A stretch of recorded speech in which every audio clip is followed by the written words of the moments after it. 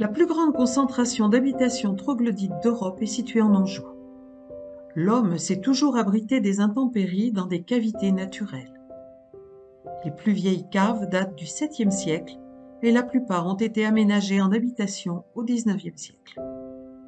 De tout temps, nous avons eu des périlleux, nom donné aux carriers spécialisés dans l'extraction des roches, le schiste ardoisier, la tuffe ou le falin.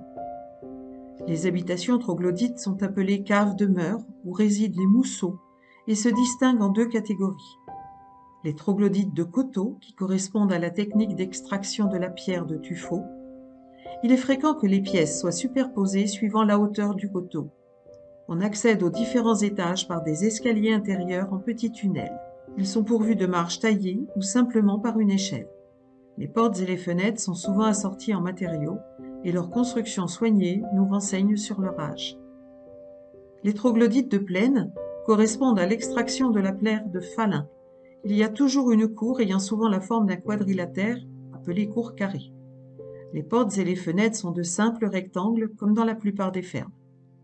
Les voûtes sont de plein cintre, en arc brisé et angulaire, dérivés du mode d'extraction des blocs de pierre.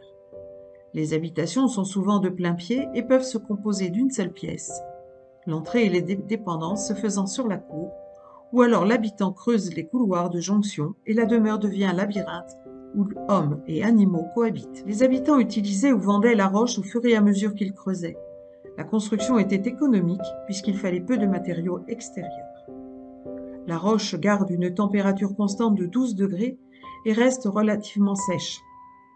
Ce sont des habitations fraîches en été et chaudes en hiver, économes en chauffage.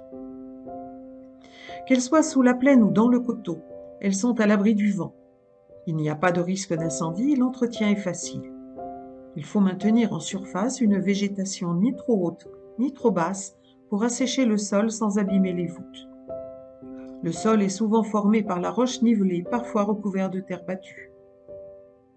Les cheminées sont parfois la seule trace visible de l'habitation, perdue au milieu du jardin qui pousse sur le toit. C'est aussi le point névralgique du logis. En effet, n'importe quel plaisantin pouvait s'amuser à déverser les objets les plus incongrus par le conduit, sans souci d'être reconnu.